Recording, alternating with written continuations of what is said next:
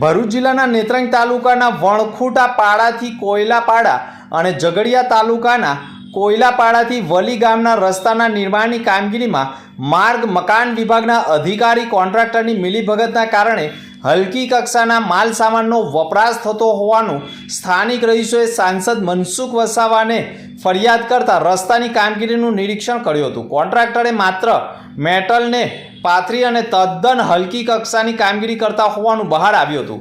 સાંસદ રોષે ભરાતા માર્ગ મકાન વિભાગના અધિકારીઓને બોલાવી રસ્તાની કામગીરીમાં હલકી કક્ષાના માલ સામાનનો ઉપયોગ થઈ રહ્યો હોય તેના પુરાવા આપી રસ્તાની કામગીરી સુધારવાની સૂચના આપી છે।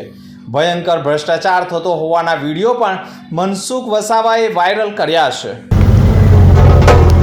શું કરવાનું જો હવે પહેલી લેયર તો કમ્પ્લીટ હોવી જોઈએ ને। આ તો બધું છે ને। હા હમણાં જ ગાડી પધરાઈ સાહેબ। અરે ખોટું ના બોલો છો, એવું નહીં કહેતો હવે પોલીસ જ ના તું, મને ખબર છે ને તમારી તું પોલીસ જ ના આવે તું બોલો તો બોલવા દો। હા જો આ શું કરો ના આ હમણાં સુધારતા નહીં, ખાલી તમારી ટીમ આવે એક્શન આવું ત્યાં કોઈ એક થવું ના જોઈએ। સુધરીને તમે જાણો આજે ત્યાં નિશાન કર્યું છે, કાલે ચૌધરી સાહેબ આવશે એક્શન એ જોશે ટ્રાફિક પેપર તમે જાણો પછી ત્યાં પ્લાટ પર કોણ છે હમણાં છે ને ઓપરેટર। ભરૂચમાં રખડતા પશુઓ લોકો માટે જોખમ ઊભું કરતા હોય તે પ્રકારે વારંવાર આખલાઓ તોફાને ચડતા લોકોમાં ભયનો માહોલ ઊભો થતો હોય છે। તેવામાં મક્તમપુર મકાડી ફળિયામાં મોડી રાત્રિએ બે આખલાઓ તોફાને ચડતા લોકોના મકાનોને નુકસાન થાય તેવો ભય ઊભો થવાના કારણે આખલાઓને છૂટા પાડવા માટે સતત 2 કલાકથી પાણીનો માળો ચલાવી લાકડીના સપાટા મારી છેલ્લે ફટાકડાના અવાજથી પણ છૂટા પાડે તેવા પ્રયાસો કર્યા હતા। જાહેર માર્ગો પર તોફાને ચડતા આખલાઓના યુદ્ધથી લોકો માટે જોખમ ઊભું થતું હોય છે।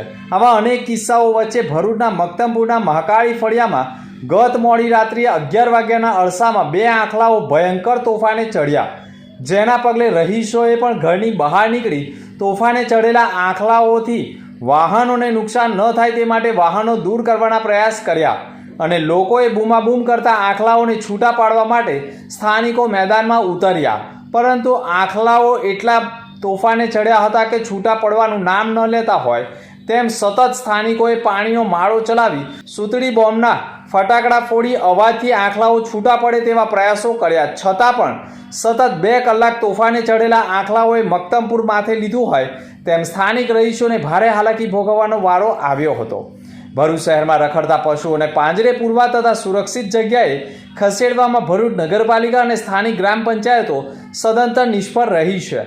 આખલાઓના યુદ્ધના કારણે જો કોઈ જીવ ગયો હોય અથવા કોઈ ઈજાગ્રસ્ત થયું હોય ત્યારે જ તંત્ર ઘોડા છૂટી ગયા બાદ તબેલાને તાળા મારવા માટે દેખાવા પૂરતી કામગીરી કરતા હોય તેવા આક્ષેપો પણ આજે યથાવત રહ્યા છે।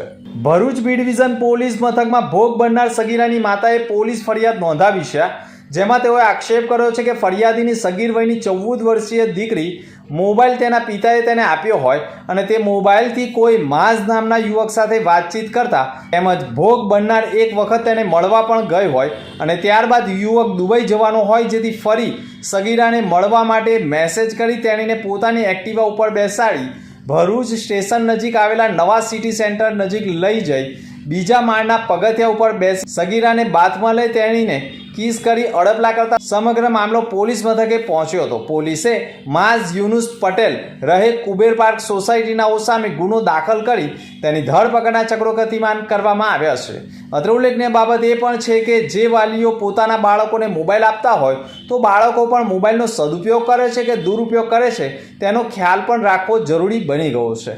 શિક્ષણ માટે આપેલો મોબાઈલ સોશિયલ મીડિયાની ઇન્સ્ટાગ્રામ એપ ઉપર યુવક સાથે પરિચયમાં આવેલી સગીરાને યુવક લઈ જતા તેની સામે અપહરણ, પોક્સો અને અડપલાની ફરિયાદ નોંધાઈ ગઈ છે। અંકલેશ્વર નેશનલ હાઈવે ઉપર આવેલા માય ઇકો એન્જિન પંપ ઉપર ભરૂચ ક્રાઇમ બ્રાન્ચે દરોડા પાડ્યા હતા। પોલીસને મળેલી બાતમીના આધારે કાર્યવાહી કરવામાં આવી હતી। દરોડા દરમિયાન એક ટેન્કરમાંથી શંકાસ્પદ પ્રવાહી પંપની ગ્રાઉન્ડ ટાંકીમાં ખાલી કરાવવામાં આવી રહ્યું હતું। તપાસમાં બહાર આવ્યું કે આરોપીઓ મુન્દ્રા પોર્ટ નજીક આવેલા ગોડાઉનમાંથી ઇન્ડસ્ટ્રીયલ ઓઇલ લાવીને તેને ડીઝલ તરીકે વેચતા હતા। પોલીસે સ્થળ પરથી ટેન્કર 35,786 લીટર ભેળસેળયુક્ત પ્રવાહી અને 7 મોબાઈલ સહિત કુલ 41,86,000નો મુદ્દામાલ જપ્ત કર્યો છે. પંપના મેનેજર હિતેન મનસુખભાઈ કાનકડિયા સહિત 5 આરોપીઓની ધરપકડ કરવામાં આવી છે. પકડાયેલા અન્ય 5 આરોપીઓમાં રાહુલ સહાની, અંકિત સિંઘ, અલ્પેશ પરમાર અને નવીન ઠાકોરનો સમાવેશ થાય છે. પંપના માલિક દિવેશ કુમાર સિંઘ, રઘુ વેલજી ડાંગર અને મુદ્રા કચ્છના રાજદીપ ગોડાઉનના સંચાલકને વોન્ટેડ જાહેર કરવામાં આવ્યા છે. બી ડિવિઝન પોલીસ મથકમાં ગુનો નોંધી કાયદેસરની કાર્યવાહી કરવામાં આવી છે. ત્યાં ટેન્કર પડેલું હોય છે જેનો નંબર છે GJ12BT 5152. જે ટેન્કરમાંથી એ જ ટાઈમ દરમિયાન તે એક લો ક્વોલિટીનું એટલે કે ભેળસેળયુક્ત પ્રવાહી જે છે તે ત્યાંના ટેન્કરમાંથી જે સ્ટોરેજ યુનિટ છે સ્ટોરેજ યુનિટની અંદર ભરવામાં આવી રહ્યું હતું. અને ત્યારબાદ આપણે ત્યાં જઈને એમણે જોયું કે ભાઈ આ કઈ રીતની આખી પ્રોસિજર ચાલી રહી છે. તો ત્યારે એની અંદર જોતાં તે કોઈ પ્રોપર જવાબ આપી શક્યા ન હતા. ત્યારબાદ તેમની પાસેથી બિલ્ટી વગેરે માંગવામાં આવેલી હતી. તો એક જ ટેન્કરની તેમની પાસે 2 અલગ અલગ પ્રકારની બિલ્ટીઓ જોવામાં મળેલી હતી જે સંપૂર્ણ શંકાસ્પદ જણાઈ આવેલી હતી. તો જેને અનુસંધાને એવું લાગ્યું કે આમાં કોઈ પણ પ્રકારનું કંઈ ગુનાહિત કાર્યવાહી થઈ રહેલ છે. જેની પ્રાથમિક તપાસમાં આપણને એવું જાણવા મળેલ છે કે તેની અંદર ઇન્ડસ્ટ્રીયલ માટે જ વપરાતું જ્વલનશીલ પ્રવાહી રેગ્યુલર પેટ્રોલ કે ડીઝલની અંદર મિક્સ કરે છે અને અન્ય વાહનો જે ત્યાં પેટ્રોલ પુરાવા આવે છે તેને સસ્તા ભાવે આપે છે અને વાહનોને તેમજ પર્યાવરણને નુકસાન કરે છે. જે અન્વયે ગુનો નોંધી આપણે હાલ 7 આરોપીઓ તેમાં જણાઈ આવે છે જેમાંથી 5 આરોપીની અટક કરેલી છે અને અન્ય 2 આરોપી જે છે જેને વોન્ટેડ જાહેર કરી અને તેમને પકડવાની કામગીરી આગળ ધરેલ છે.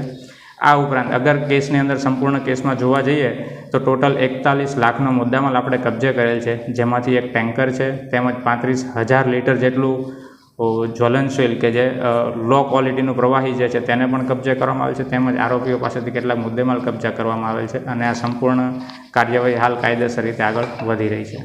भरूच की फेथ कैलरी स्कूल का नाम तो सबने सुना ही होगा, पर क्या आपको पता है कि ये स्कूल स्टूडेंट को लीड एजुकेशन देता है। फेथ कैलरी स्कूल भरूच 1999 से नए एजुकेशन बेंचमार्क सेट करते आए हैं, जहां पढ़ाई सिर्फ बुक्स तक लिमिटेड नहीं है बल्कि स्टूडेंट को फ्यूचर रेडी बनाया जाता है। यहाँ प्ले ग्रुप से लेकर 12 साइंस तक मिलता है लीड एजुकेशन, जो स्कूल को ट्रांसफॉर्म करता है इनटू वर्ल्ड क्लास इंस्टीट्यूशन, जैसे international level education, smart classroom with audio visuals, multi-modal ways of teaching, books with digital visualization, activity-based learning, advanced science and computer labs, modern library, expert और supportive teachers, interactive teaching with strong discipline। और academics के साथ साथ ये focus करते हैं holistic learning, discovery and discussion based learning, problem solving and की concept understanding पर। यहाँ एक्स्ट्रा करिकुलर एक्टिविटीज भी होती है और कैंपस है fully secured with CCTV surveillance. और एडमिशन के लिए पर्सनल गाइडेंस चाहिए तो यहाँ का डेडिकेटेड एडमिशन हेल्प डेस्क हर स्टेप पर मदद करेगा।